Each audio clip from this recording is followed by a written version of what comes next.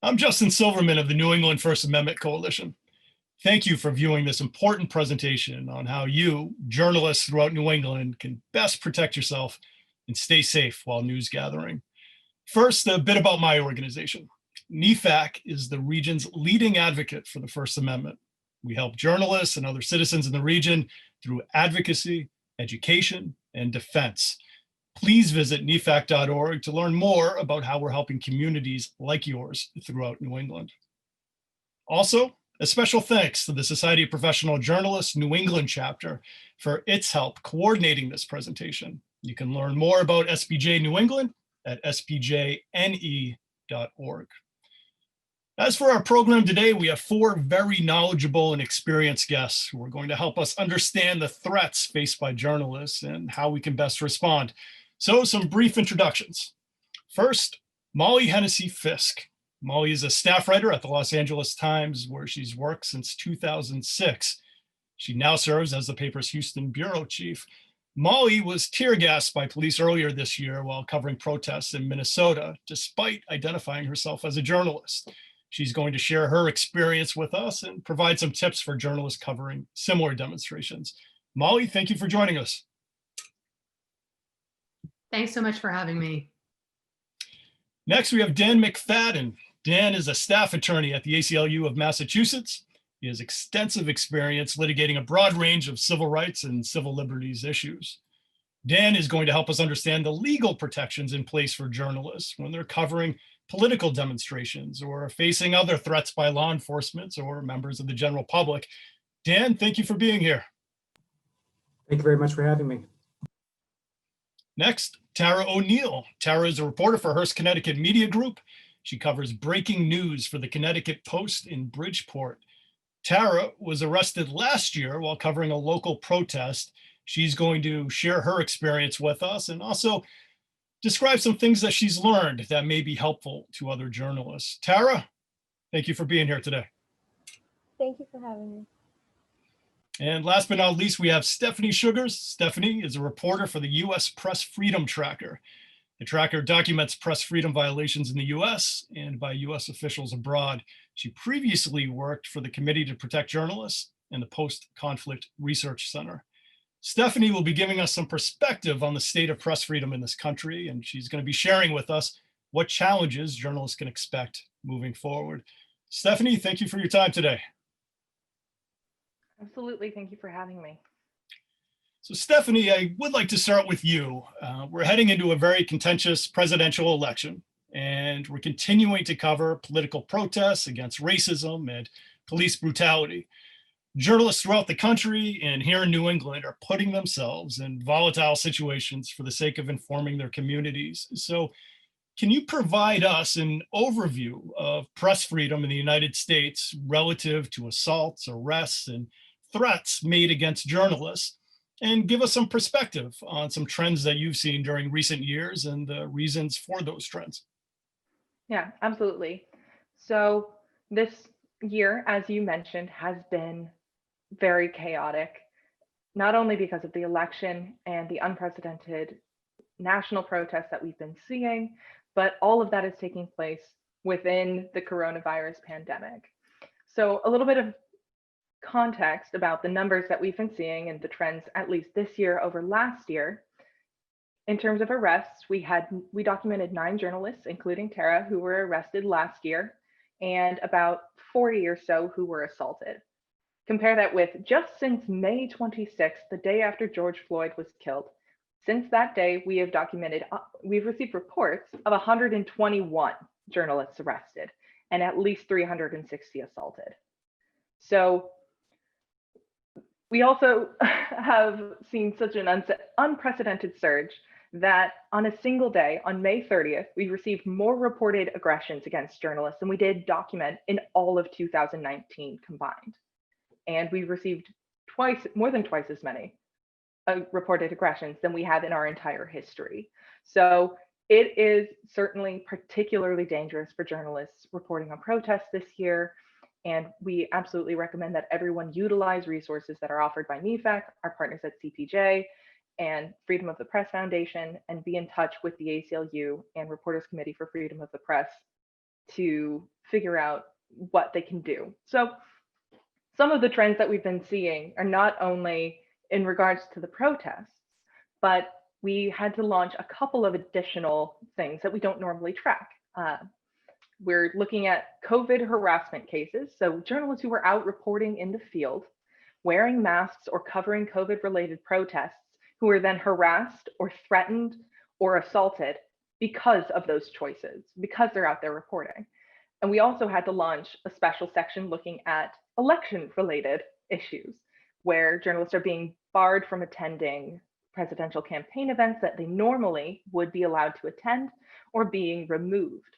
So with all three of those things happening in conjunction, it definitely is particularly important that this year journalists are very firm in their awareness and knowledge of their rights and go in with eyes wide open to the risks that they might be facing going about their normal deeds. So it sounds like, as far as trends are concerned, we're unfortunately moving upward in the instances of assaults and threats against journalists. And while these are certainly concerning numbers, I think for any non-journalists that hear them, they are just numbers, and it might be hard to really relate to the stories behind these incidents that you're documenting and really get a good understanding for what's happening on the ground. So Molly, if we could now turn to you, perhaps you could tell us a little bit about your experience actually being on the ground and reporting day to day as a journalist, and in particular, your experience interacting with police, given the recent protests in Minnesota. Yes, I can. And thanks again for having me. It's no coincidence, Stephanie was mentioning May 30th, and that's when the protests that I was covering happened in Minneapolis. In addition to other protests, I've been covering others leading up to that day, but that's when I got tear gassed. I also got shot with rubber bullets in my left leg. And my colleague, a photographer, was, she got, tear gassed as well, but also pepper sprayed in her eyes. It went through her goggles and damaged her corneas. Luckily, she's recovered. A police officer also threw her over a brick wall, and she landed and was somewhat injured by that as well. So there's all sorts of injuries that we can suffer. And frankly, we were very lucky because I was not wearing a helmet. I had safety glasses on, but not goggles or any kind of ballistic protection. And there was another journalist involved in covering that protest, a photographer who lost her eye. And there have been others who've lost their eyes or suffered more serious injuries. The ACLU, I should note, had sued in relation to the protests in Minneapolis. And while we weren't plaintiffs in the suit, my colleague and I did submit evidence for that lawsuit. And I also have a pending complaint against Minnesota State Police. So there are things that you can do to seek relief afterwards, but there's also a lot of practical things you can do to be better prepared, like wearing a helmet, which I now have, or even just a bike helmet, something that you can get. There's all sorts of safety trainings you can do. I just did one with NAHJ, where you have a trainer who's giving you advice, but then also other journalists give advice. But security gear, wearing your credentials, which I did. I had a notebook in my hand and waved it. That didn't make a difference. They still, the Minnesota State Patrol still attacked us, but we were able to in hindsight, make those claims. And there was footage and there were recordings of us saying we were journalists and reporters and waving those notebooks. And so that was helpful. Having a security plan, a strategic sense of like, I tried to stay with my colleague as long as I could. Once we were separated, I called her. We met back up again and then made a plan to go get her treatment and then for me to come pick her up. So having those sorts of security plans, even in a small place or at a smaller paper or news outlet, I've worked at places of all different sizes. Those plans are still helpful. I should note, I've also worked in war zones in Iraq and Afghanistan, where we make those kinds of security plans routinely. I was not accustomed to having to do it here, but since, covering protests, I started covering some of these kinds of police brutality protests at Ferguson. And since then, the landscape has really changed. And I think it's safe to say now, you need to plan that the police are not going to be a place where, prior we used to say, okay, well, I could seek shelter at a police department, or I could seek shelter at a hospital. Well, now with COVID and police brutality issues against the press, we really can't plan on that. But you can plan, like park at a hotel parking lot, for instance, away from where the protest is, and plan to seek shelter there. Great suggestions. Maybe you could also, too, just take a couple steps back and give us some more detail about how these incidents play out. You're a reporter, you go to the scene where there's a demonstration, a rally, a protest. How do you go about covering that story? And then how does it typically play out as far as law enforcement involvement, and then bringing you to the confrontation that you had in Minnesota? Well, in some ways, it's like any other story. You really should have, I think, you really should have top of mind trying to be objective. I do still believe in objectivity. I'm trying to talk to a variety of people at those protests. So if I see people, like in Minneapolis, I did see some people who were going into stores, who were, breaking windows. I did talk to some of those people too. I did photograph some of that. I did want to document that, but the vast majority of the people I saw were peacefully protesting. And so I concentrated on covering that, but not just, randomly picking people who are the easiest to talk to.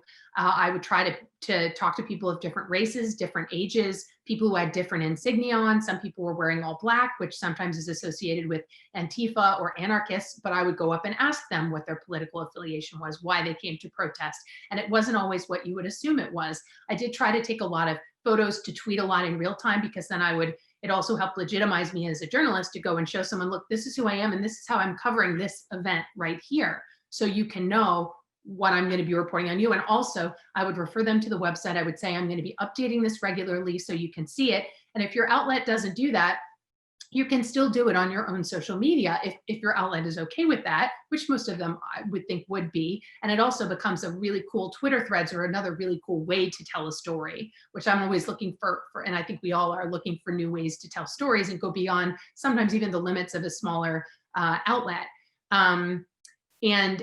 Minneapolis was the first place for me, and I know for other people it's been Portland or even back to Charlottesville, where the police, I had assumed if I acted strategically, like I described earlier, I was in a certain part of the protest, I had an escape route planned. There was a brick wall we were sheltered against with kind of a niche in it, where we figured the protesters were on this side, the police were on this side.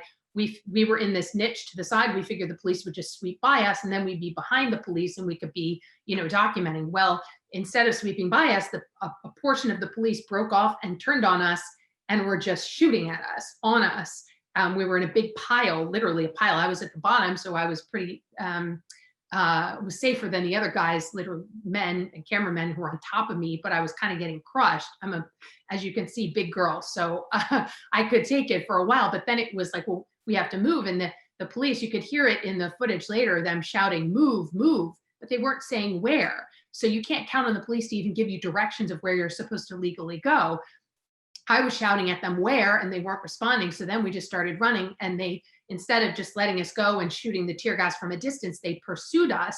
That's why I got shot on the leg so many times, at least five times as I was running. And then we came up against another brick wall. It was about 4.5 feet tall. I went back to the scene afterwards to document all this. And the photographer I was with, she had a flak vest on, and I believe, I don't think she had a helmet at that point, but she had a flak vest on, which is weighing her down, and she's much shorter than me. I'm 5'11". I tried to scale the wall the first time, I couldn't.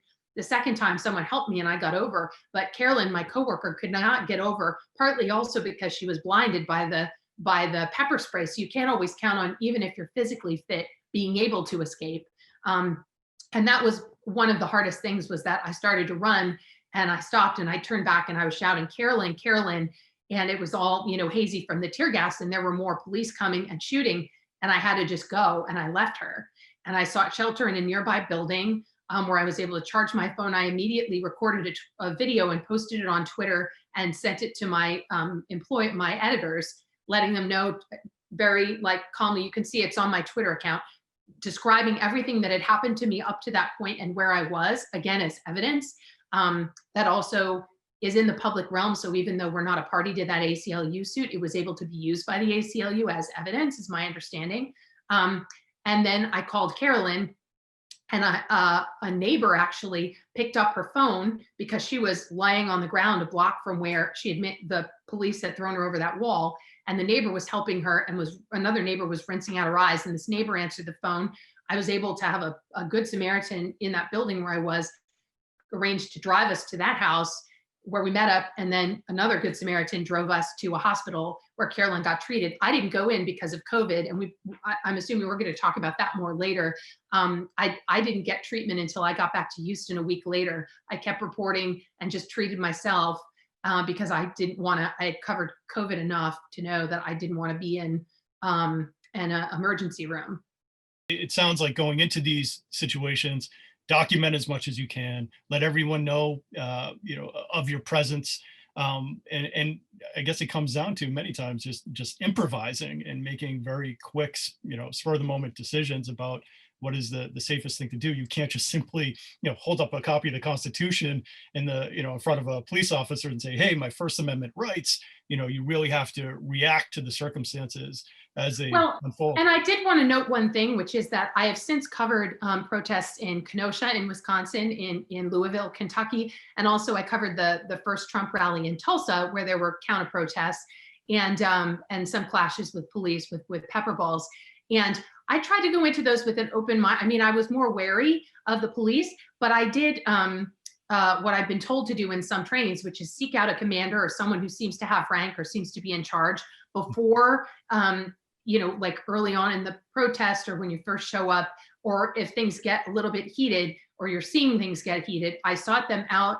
I asked for like a number for the PIO, or I had looked it up, or I asked, is there someone I can call if something happens, or to check about injuries or crowd stats or something. And the police there in Tulsa and in Louisville, I didn't have this in Kenosha, but they were much more responsive, both to me and treating me like a normal reporter in the way I was used to police treating me, having covered the police beat.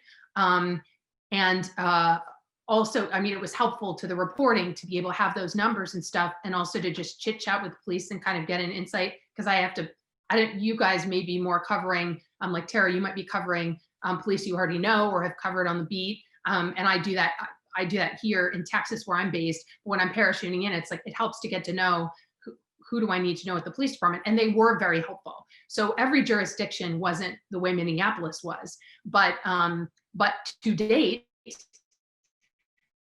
Minnesota State Patrol has never apologized. The Minneapolis mayor and the governor of Minnesota both clearly said, the mayor said it in a phone call to me the day after, that press were exempt from the curfew and what they did was illegal. So that agency believes are above the law. But these other ones, I tried to give them the benefit of the doubt. It's good to hear. Now, Tara, you had an interesting experience being arrested by the very police department that you cover day to day. Can you take us back to last year and tell us what exactly happened? Sure. So yeah, I had been working in Bridgeport at the time for about 2 years, and covering the Bridgeport Police Department and breaking news for Hearst, Connecticut for about 2 years. And early on in my career, I actually covered a fatal police shooting there in Bridgeport. And on the 2-year anniversary of that shooting, I had gone out and covered a demonstration. I had actually gone back to the newsroom, filed the story. Our photographer filed his photos. I kind of thought everything was done for the night. I had a couple hours left in my shift. I was just hanging around, doing my usual stuff. And then I heard things start getting crazy on the radio. So I headed back out there. I called our photographer. He headed there. By the time we both got there, things had settled. He took a couple pictures. Things seemed calm enough that I told him that he didn't need to stick around. I knew he had more stuff he had to do. And I was just going to talk to a couple protesters, find out what happened, and head back myself. I wish I knew at the time that less than 10 minutes later, I'd be in handcuffs, or I definitely wouldn't have told him to leave. I was about halfway between police and protesters. Each had kind of their own spot on the road, and I was standing over on the sidewalk, and I just had my phone out. I was filming, doing a lot on Twitter. I had like a thread going that night, and I was actually filming when the police had given protesters a 5-minute warning to clear the street or they would start making some arrests. And that 5 minutes passed, and I ended up being about the second or third person that they grabbed and handcuffed. And like, most other reporters who got arrested covering the protest this year, I ID'd myself. I said I was the press. I had credentials around my neck. I had a notebook tucked under my arm and a pen. Like, those were literally the only things on what they would later fill in on my prisoner inventory sheet was notepad and I think headphones maybe.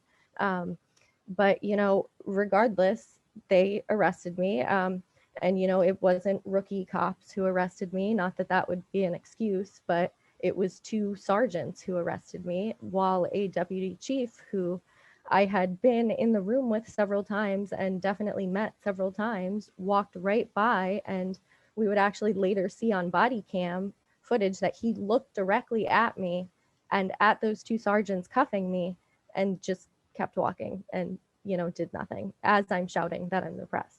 But, it's moments like that that just make it so clear that it is a dangerous job and can be a dangerous job. And it's important to remember how to keep ourselves protected. And, situations can head south so quickly that it's important to always have that in the back of your mind. For sure. And Molly mentioned that after the incident that occurred to her, she couldn't even get an apology from police officials. Was that the case with you, Tara? What happened after your arrest? Was there any kind of reconciliation, or tell us what happened as far as your relationship with the police department moving forward? So that night in booking, they had me in custody for about 45 minutes or an hour.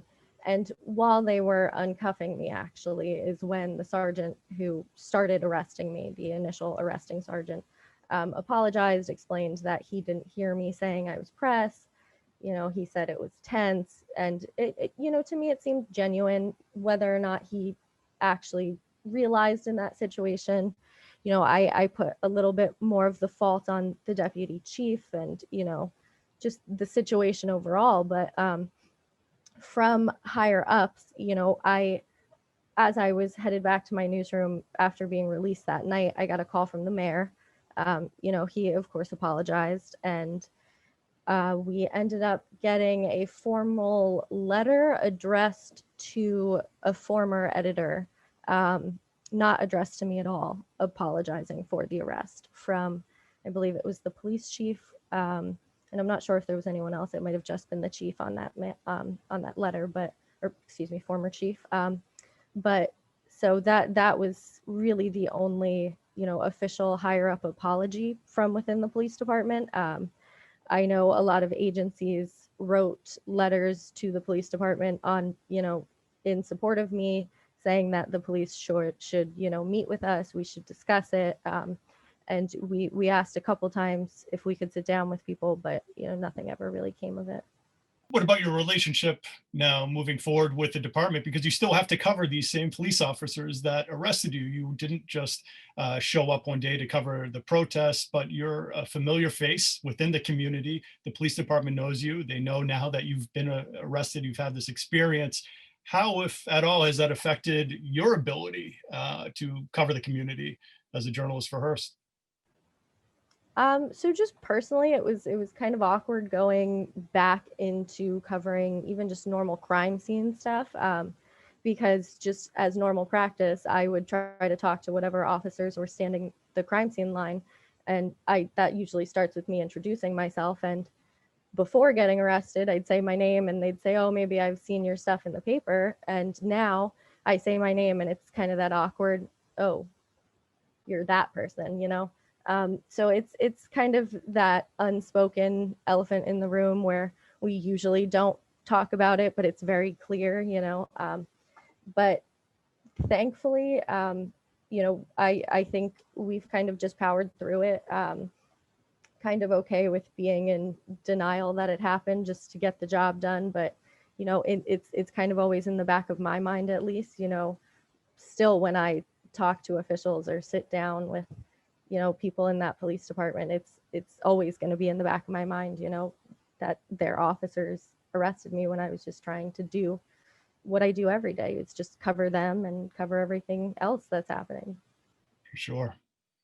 Now, Dan, I'm going to get to you in just a moment to talk about the legal underpinnings to these types of scenarios that reporters find themselves in. But Stephanie, if I could go back to you for just a moment, having heard the experiences of Molly and Tara, are these experiences the typical ones that you hear when you're documenting threats to press freedoms, or are there others that you've encountered through your work at the U.S. Press Freedom Tracker?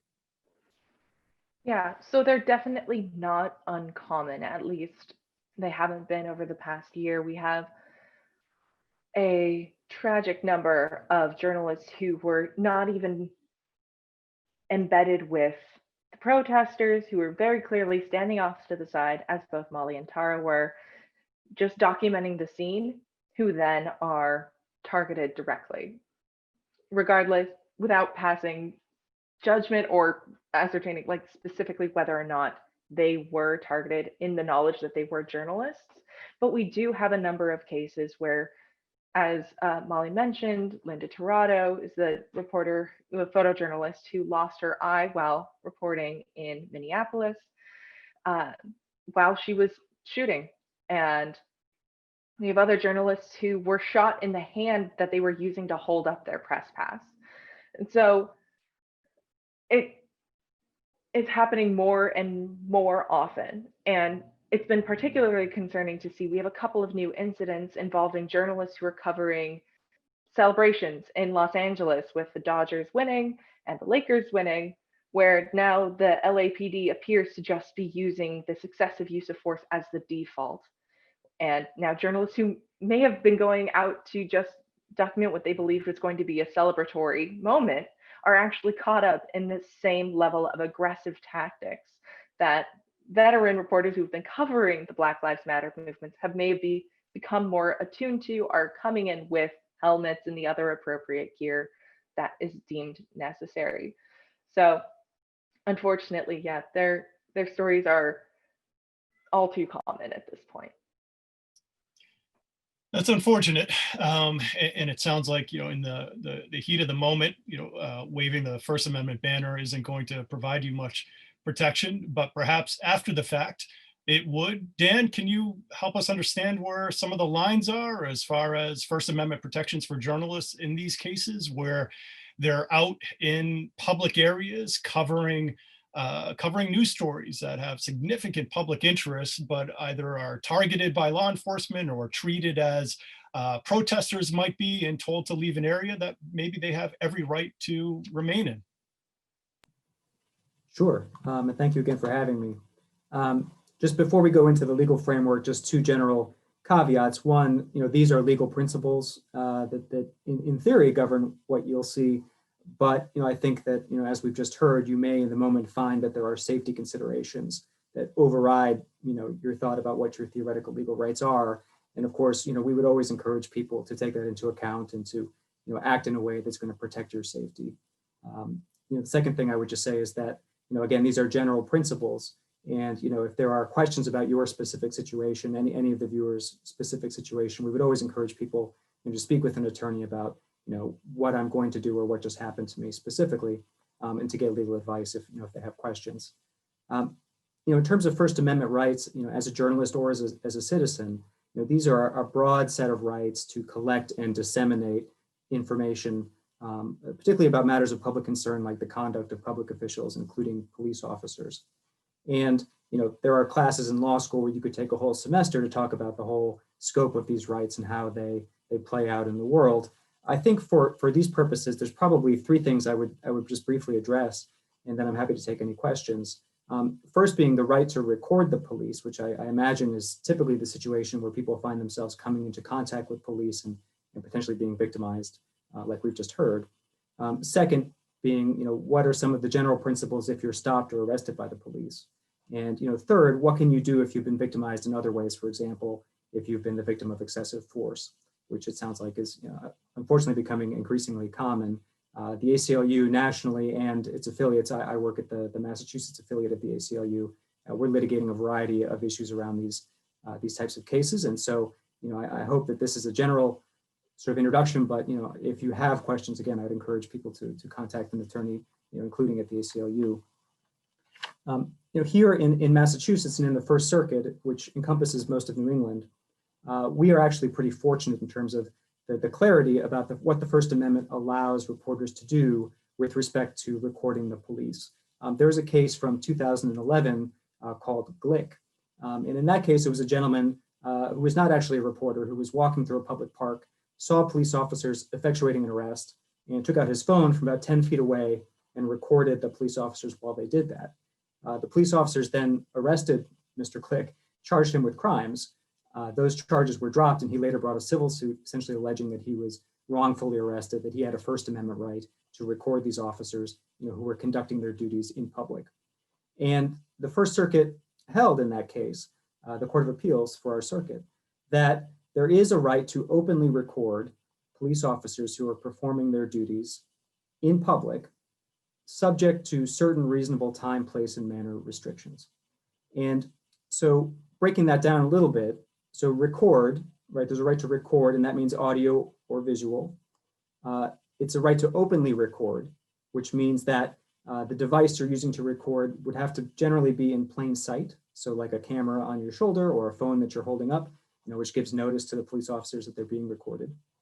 And it's openly recording police officers who are performing their duty in a public place. So that could mean in a park, it could mean on a sidewalk, it could even mean in a public area of a building inside, but the government would probably argue in some of these cases that, for example, the private area of a government building, in the back where the offices are, where the public is not allowed, that might be outside the scope of this right. So it's a right to publicly record, to openly record police officers performing duties in public. And that's something that the First Amendment protects. Like many First Amendment rights, there are certain limitations. And here it's been articulated as a potential for limiting it through reasonable time, place, and manner restrictions. And the exact scope of what that means has not yet been defined by the courts in our circuit, but the government would probably assert several different scenarios where that might come up. So one would be a scenario where the journalist or other person who's recording is physically interfering with the police officer who's trying to execute their duties. So in Glick, the person who was recording was 10 feet away, and that was found to be protected by the First Amendment. But if that person had been 2 inches away from the police officer and was, had their camera in their face so that they couldn't see what they were doing, the police officer might have taken steps to stop the recording. And then the government might have argued, well, that's a reasonable restriction because otherwise there's interference in the police officer's performance of his duties. Another argument the government might make is that it's appropriate to move people to prevent a threat to public safety or to police officer safety, and that might be reasonable. And in that case, that might incidentally affect the recording being done by a journalist who is in the crowd that is being moved. And I think the government there would argue, well, in that case, that's another reasonable restriction, if there's a threat to public safety or officer safety presented by that crowd. And then there also are some other potential arguments that are less likely to come up. The government might argue that there are pre-existing statutes or ordinances that restrict the presence or activities of people that might incidentally restrict recording. And there also is the possibility of things like if a police officer is talking to a confidential informant, they might argue that, well, if you're there recording that, you've now disclosed the identity of that confidential informant and they don't want that, so they might ask you to stop recording. Instances where the collection of the information might have some damaging effect on law enforcement activity.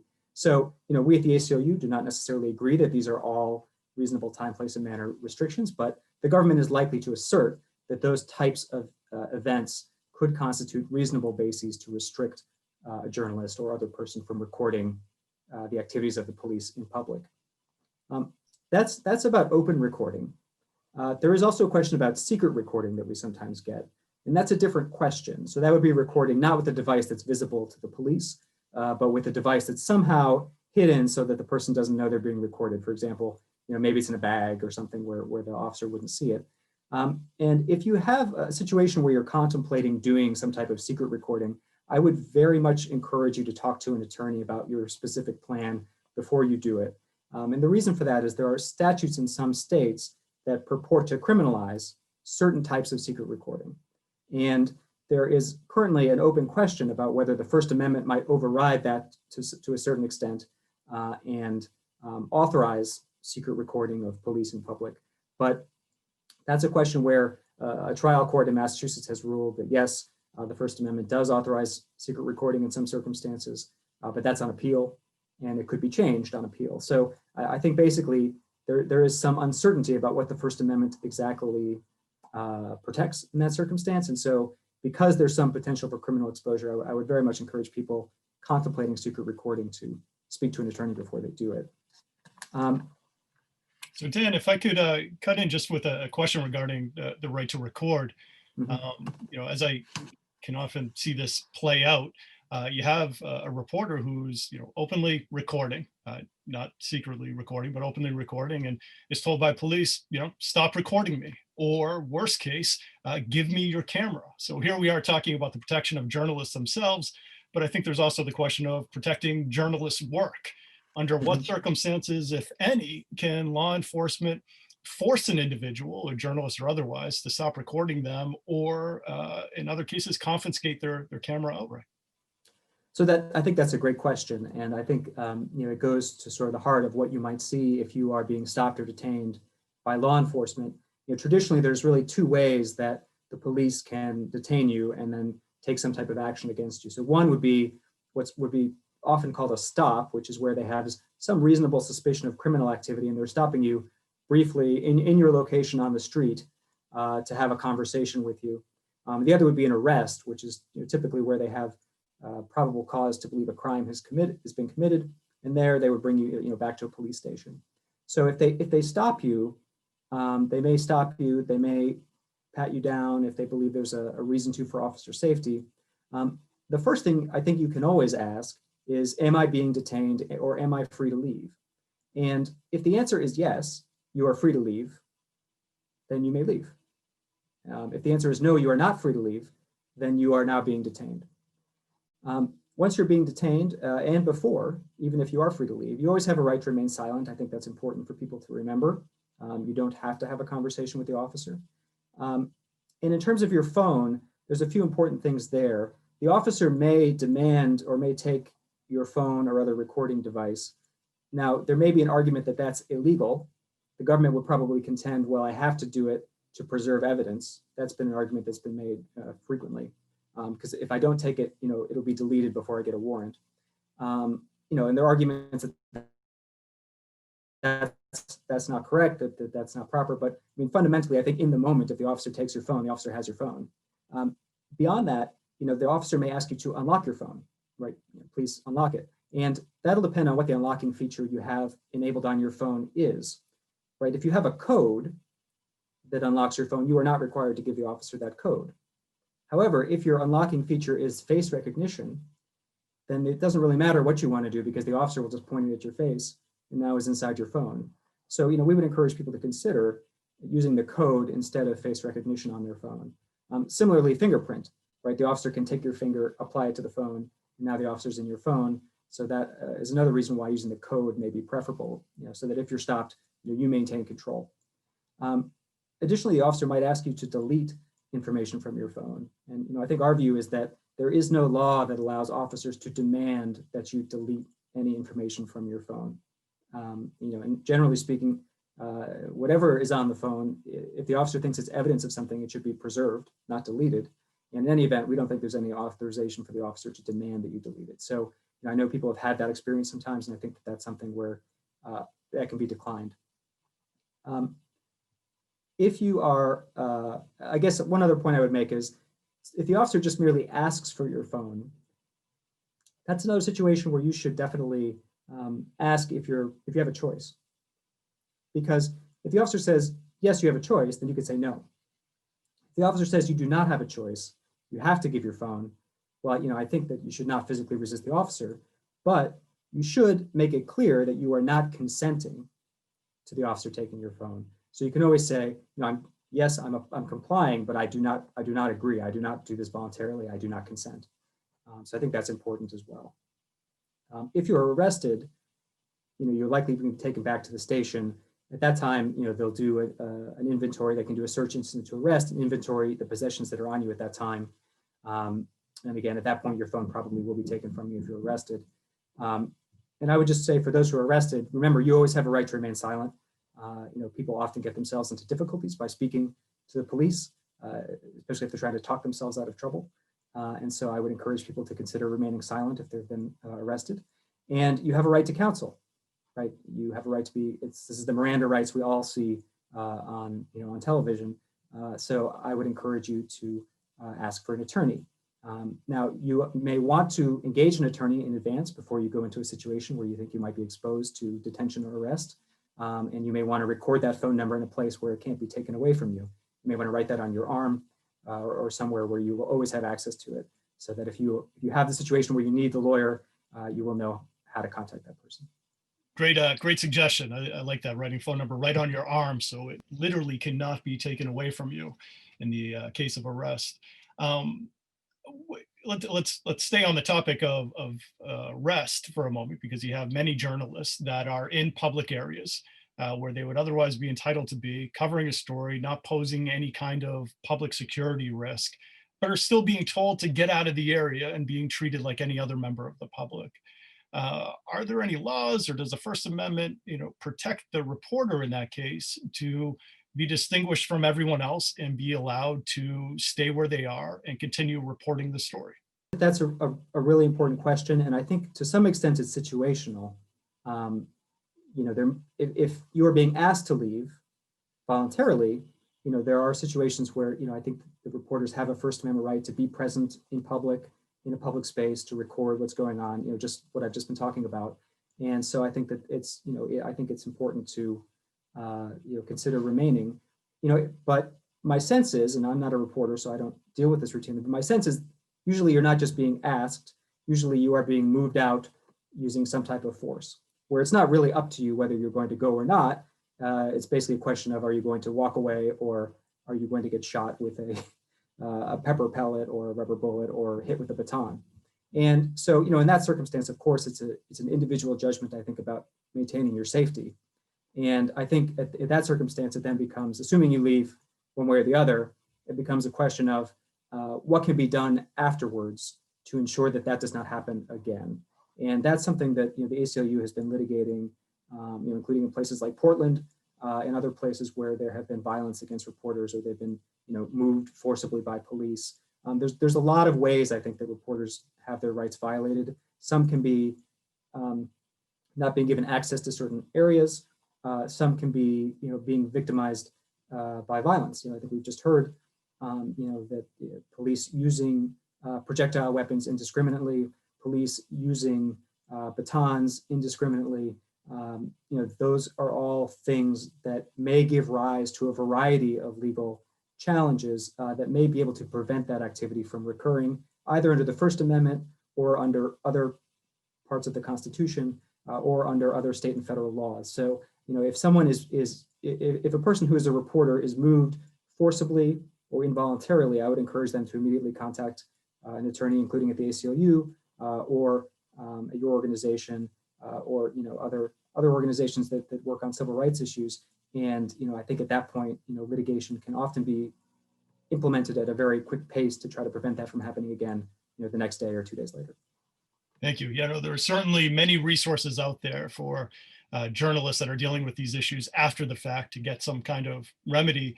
But Molly, I'd like to go back to you just as a logistical matter.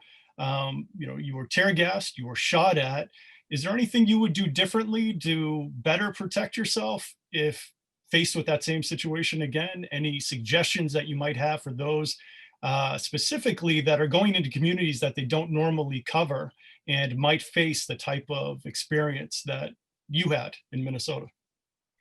Yeah, thanks for asking, and thanks to the other panelists for all this insight. I'm learning things and thinking about things differently just from this conversation.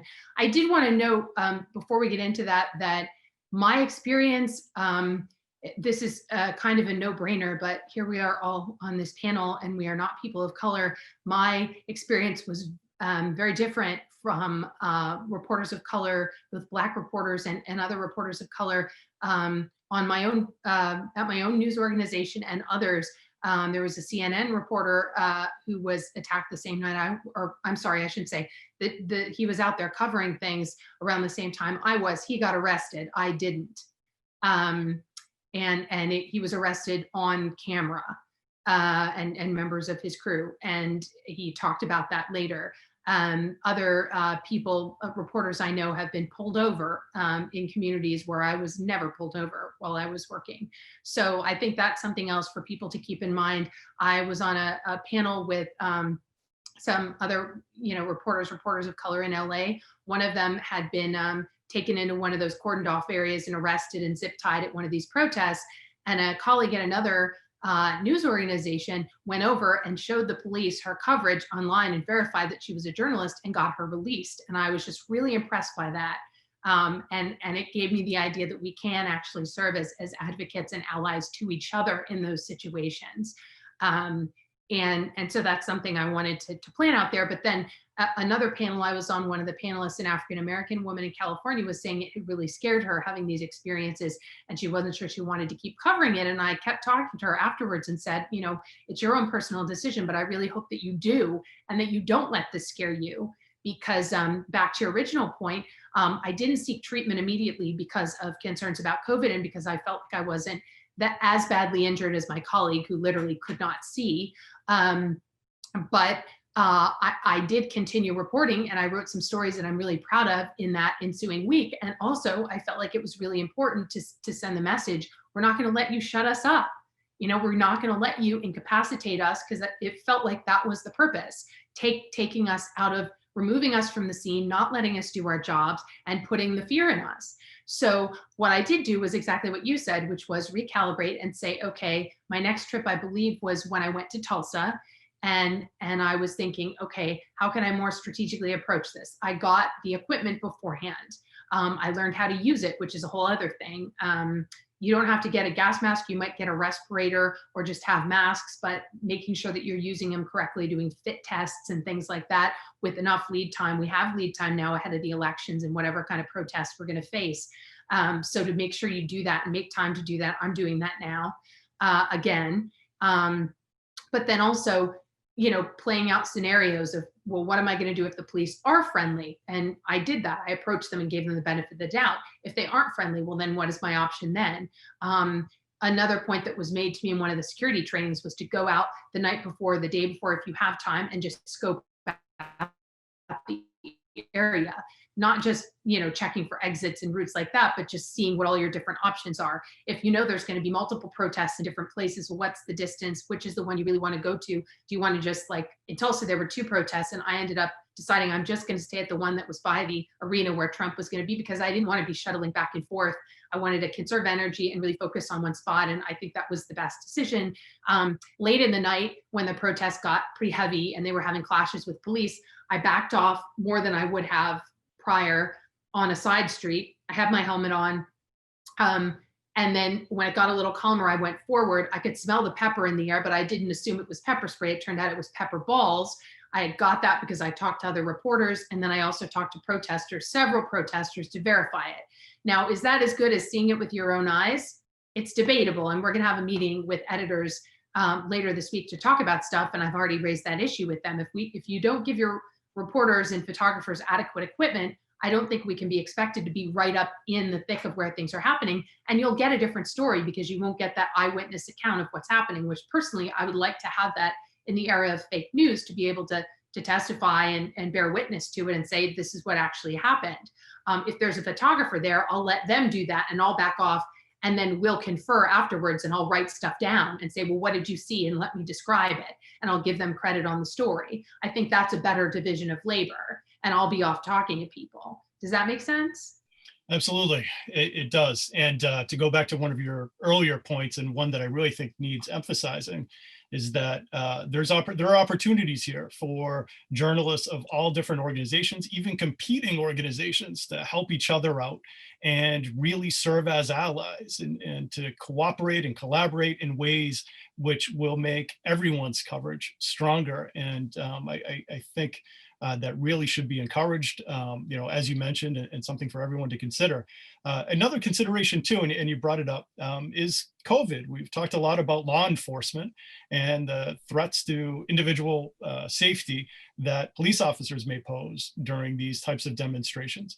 But you also have the threats of a pandemic and COVID on all the journalists' mind when they're going into communities and they're going on site and they're around many different people all at once. Do you have any suggestions there for what we can do to protect ourselves beyond wearing a mask? Is there anything that we should be considering before joining or covering a protest with hundreds, if not thousands of people present? Sure. Well, and I didn't note this earlier. I live in Texas. I have lived in various states. I've been here almost a decade, but I lived in California for 5 years. I've lived in Florida and North Carolina. I'm from upstate New York originally. My father's side of the family is from New England. I went to school in Boston. So I enjoy working in all different parts of the country, but they are very different environments, especially during the pandemic. So you had mentioned earlier that some journalists had been retaliated against or attacked for wearing masks. I have not been attacked, but I've certainly had comments here in Texas and Louisiana and some other states from people who do not believe in COVID, who think it's a hoax, or the way a lot of people put it is that it's been overhyped or overplayed, that it's like the seasonal flu. I am very interested in covering COVID. I used to be the healthcare reporter at the LA Times in LA. I had covered swine flu, H1N1 in LA. So I have covered COVID in COVID units. I've been inside hospitals, and I try to tell people and spread the word. It is very much real and scary. And I always wear a mask. I try. Luckily, my employer has provided us with some N95 masks. Before that, I would just save masks that I'd been provided at hospitals where I covered stories and then reuse them every about 5 days. I'm sorry, every 3 days. Yeah. So, and I also am lucky enough that we can get tested for free here in Houston, and I make use of that, especially when I travel, if I go on a plane. But in terms of covering things like Tulsa, for instance, I went early. If you'll recall, it was the rally that coincided with Juneteenth. So I wanted to cover, it got delayed a day, but it was still Juneteenth weekend. So I wanted to cover the Juneteenth celebration and the rally. But I even went a couple days early just to scope out the sort of territory. I'd been to Tulsa before, but I hadn't been to that part of town. And people were camped out to attend the Trump rally. And I went out to talk to them too, of course, as well as going to Black Wall Street, which is an amazing place. And when I went to the line, almost no one was wearing masks. And it would have been very easy for me to not wear a mask, but I felt like it was important. So I did wear a mask then. I wore a mask when the rally was going on, and some people would ask me about it, but there were also some people who were wearing masks, and I would ask them, well, the ones who weren't, do you plan to wear them inside? And some of them did plan to wear them inside. And so we'd have a conversation about that. And there were even some Trump supporters in face shields. So I wouldn't say it was everyone was denying COVID, but it became a part of the reporting, obviously.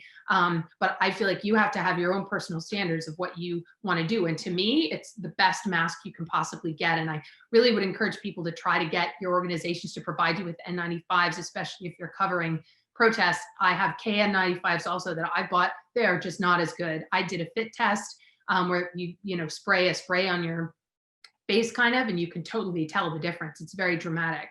I know they're hard to get, but I think it's really important.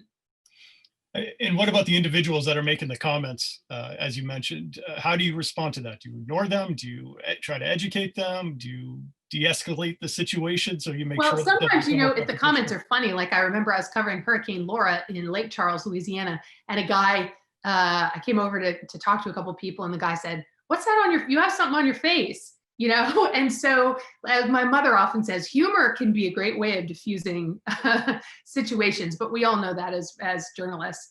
One thing I have done is I road trip a lot. I road trip more during the pandemic to cover things. And I have ceased stopping at certain places. I love Buc-ee's. I'm a Texas girl now, and I love Buc-ee's, if you know what that is. It's a roadside stop.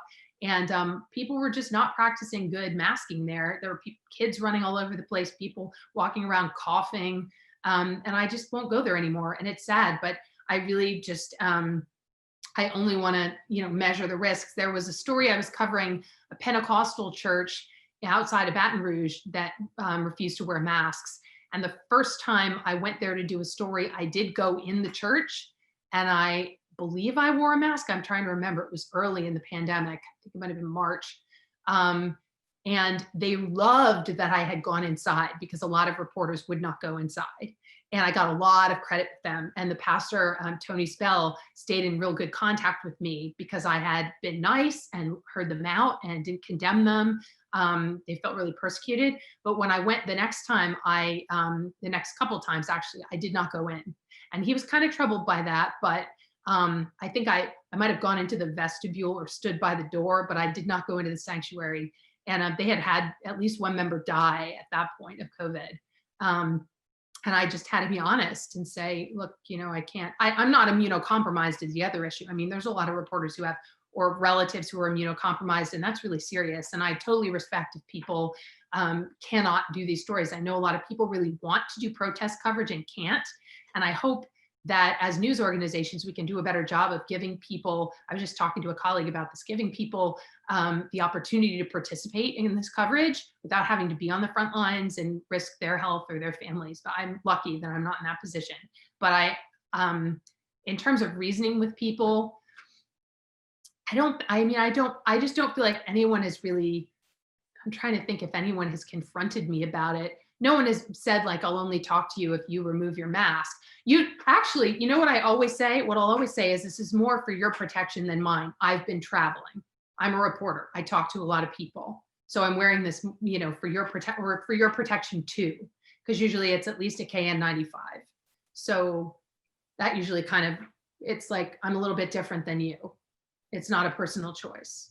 Yeah, good suggestion. And it would certainly de-escalate things, because you're posing it as protection for the other person, and might be perceived as less offensive that way. And I do try to also remind people, and I believe that, this is a national thing because FEMA put it out, and you can even print it out. I printed it out at the start of the pandemic that FEMA considers us essential workers, because there was a time when traveling, they had the state restrictions, and coming back from Louisiana to Texas, you had to undergo a quarantine unless you were an essential worker. And I remember getting all ready to show the Texas Rangers, the Texas troopers, that I was an essential worker. And they just waved me through. They were like, oh yeah, you're a reporter, go ahead. So you can also say that. And I sometimes say that. I say, well, I'm traveling, because people will say, why are you traveling? If you believe in the pandemic, you shouldn't be traveling and putting people at risk. And I say, well, I'm an essential worker. You certainly are. You certainly are. Tara, any guidance on those essential workers, the journalists that are based full-time in communities and already have pre-existing relationships with everyone there that they're covering? Any suggestions you would provide them to stave off confrontations, unnecessary confrontations, or to protect themselves from threats that, COVID, for example, might pose?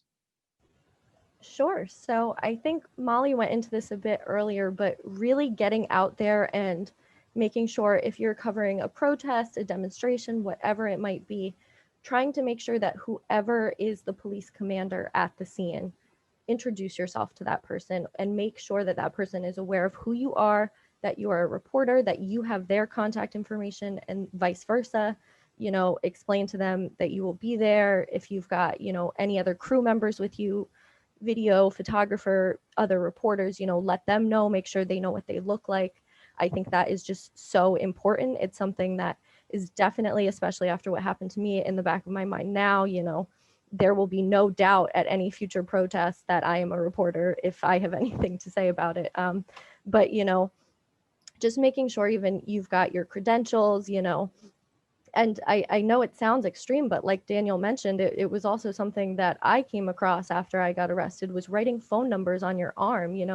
It's the most basic thing. You just think if you need to call someone in a crisis, you've got your phone. But truly, when I was in custody, I was lucky enough that they let me, someone else had to do it for me because I had cuffs on, but they were going through my phone and finding my editor's phone numbers to call for me. So, in the future, I will absolutely have, Sharpied onto my arm every phone number I think I might need going into that situation, because, truly, you never know what's going to happen. And, especially the atmosphere we are in today, where you might find yourself in a confrontation, not just with police, but members of the public. If there are people who perceive you as the enemy and as fake news, regardless, pandemic or not, you can find yourself in a pretty intense situation. So I think, beyond being a reporter, being aware of your own safety, having those exit strategies are definitely important. And just being aware that, of course, it's so important to tell the public whatever story you're covering, but not at the point where you are risking your life. And if you can, move 20 feet down the street and get away from a threat, you have to have that periphery to know, okay, I can still cover this if I just go 20 feet this way and I'm away from this threat now. Being aware, making sure that, if there are other reporters there that, make sure you guys are keeping tabs on each other. Even if it's reporters you don't know, introduce yourself and do the same. It's so important that we all keep an eye on each other. And, especially like Molly said, I'm a white woman. I don't feel the same threats that, women or men of color are feeling out there in the journalism world, but we can be those allies. So, when you're seeing something, it is so important right now that we speak up for each other, because, there are way too many attacks happening on journalists for us to just sit here and be silent and do nothing. Thank you. Thank you. All great points. As we wrap up here, Stephanie, if we could bring you back into the conversation and have you give us some ideas to what we might expect moving forward. What kind of threats do you see journalists facing as we move through this contentious election, as we see more protests, as we continue in most parts of the country dealing with this pandemic? Between all of that and perhaps some other circumstances that you have in mind, what are we likely to see moving forward as far as journalists are concerned and their ability to report the stories they need to? Yeah, pretty much everything that you just mentioned. So with the election and the inauguration, it is extremely likely that we will see demonstrations regardless of whomever is deemed the winner of the election. So that is something to be very much prepared for, to have these sort of plans that Molly's been talking about, not only for your own safety, but reporting in pairs and having a newsroom policy about, if this happens, call this person. Here's the safety gear that you're going to be allowed. These are our policies in terms of what your digital security needs to be. Like, practice good digital security hygiene, so you're not having your phone unlocked by a police officer pointing it at your face. So those are all good best practices to have in mind, both with the ongoing Black Lives Matter protests, but the protests that we likely will see surrounding the election as well, having this attentiveness to your risk level, and knowing that that can change in an instant when covering cases, when covering anything generally in terms of the COVID surge as we go into the colder months. Know that a community member might take issue with your choice to wear a mask and might confront you about that while you're out reporting in the field, regardless of what you're doing. So to have that awareness of everything that's going on around you and to have the appropriate PPE for your own safety. As well, in communities that have experienced violent police brutality issues and have been having these protests, be aware of the legal procedures that it's the course that it's all going to follow, because you are likely to see flare-ups again, protests, as people are rightly angry if a police officer is not charged, when they're released on bail on the anniversary of events this terrorist incident took place on. All of those, you need to have an editorial calendar where you're keeping an eye on those points of contention in time that are going to make your job even more dangerous that day than it may have been the day before. And then lastly, it's more of a legal concern for newsrooms particularly, but also something that I think individual journalists, especially photojournalists, need to be aware of is we've been seeing more and more subpoenas taking place of bureaus of investigation or police departments subpoenaing newsrooms in an attempt to use their footage or other news materials as evidence, and the risk that that can pose to your own security, and particularly with regards to journalists are increasingly being seen as agents of the police in some communities. So if you don't have a solid policy in place on how to deal with the possibility of a subpoena, it can put you at greater physical risk if the community that you're reporting in believes that you're essentially just an arm of law enforcement. So those are all considerations that people really do need to have in mind when doing this very strategic planning moving forward. Thank you. And I should note that for any journalist, any New England journalist that does receive a subpoena, I would encourage you to contact me directly at NEFAC. We have a number of attorneys on our board of directors throughout the region who can help you and give you the assistance you need. But on another point, Stephanie, that you mentioned, and I think is worth repeating, many of these protests and these demonstrations that we're covering as journalists aren't going to be necessarily one-offs. We're going to have anniversaries of the events that prompted them to begin with. And it's really in all of our interests to plan for those anniversaries and to make sure, as you said, on the editorial calendar, we make note and we plan accordingly. So thank you for that. Dan, any final words, having heard from Stephanie, some things that we can expect moving forward? Any additional guidance here as we wrap up? Thank you. No, I mean, I don't think I have any specific guidance. I mean, I think what I would say is that, we at the ACLU have tremendous respect for the job that journalists do. We are an organization dedicated to protecting rights under the Constitution. Journalism is one of the very few jobs that is explicitly protected by our Constitution. And we're very interested in trying to help journalists do their job and inform the public. And I think we know that right now journalists are facing really challenges that may be unique in the history of the profession in the United States, both in terms of having a pandemic virus combined with a government that is actively demonizing the profession and in some cases encouraging violence, I think, against the profession. So, I think that we are very interested in doing what we can to help. And, I would encourage anyone who's watching who feels like their rights have been violated or their professional activities have been curtailed in a way that's inappropriate to reach out either to us, either your local ACLU affiliate or to other civil rights organizations, and of course to NEFAC, and ask for guidance if you think that there's a problem. And what is the best way to do that, Dan? Is there a specific email or phone number that people can use in Massachusetts to reach you or those in your office? Yes, so if you go to our website, which is aclum.org, you can find our contact information.